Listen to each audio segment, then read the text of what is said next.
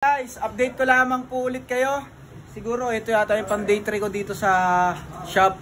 Maraming salamat muna sa do sa kausap ko kagabi kasi nakakuha ako sa kanya ng panel board. Mismo panel board yung binigay niya sa atin. Ayan, galing din to sa version 2 na Honda Click. So ayan yun mga kaibigan. Na-assemble na nila, okay na lahat, nakabit na lahat, yung panggilid nalinisan na rin. Actually deep cleaning din talaga to. Pressure gauge para malaman yata yung kung goods pa to o hindi na. Goods pa yung fuel yan. Sakong-sakong PSI niyan. PSI. Yun, one click.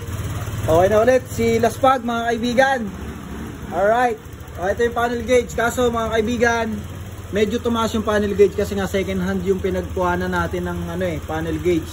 So dati kasi nasa 20,000 lang yung takbo nito, ngayon 39,000. Pero hindi tayo dyan babase, saka hindi ko naman ibebenta tong motor natin kasi sila Spad ay pang personal use ko.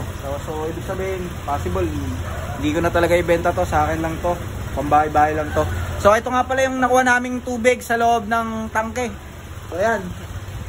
Alright, ayan, nagwala yung tubig. Meron pa yan. Ayun pa pala, meron pa. Ayan, tabi-tabi. Ayan. Konting recap lang tayo mga kaibigan. Interviewin natin yung gumawa. Siyempre si Tropa, walang iba. Idol, anong ginawa natin dito? Deep cleaning, tapos CVT cleaning, change oil, lahat na pinagpapalitan na natin kung ano yung dapat palitan. Tapos ngayon, tinignan namin yung tangke niya, nakita nga namin na may tubig. Tapos syempre, chinek ko na rin yung PSI niya, kung goods pa naman. Good. Tapos mamaya, i-reset ko na lang yung ECU niya using yung diagnostic tools namin. Hindi kami ula-ula rito mga boss.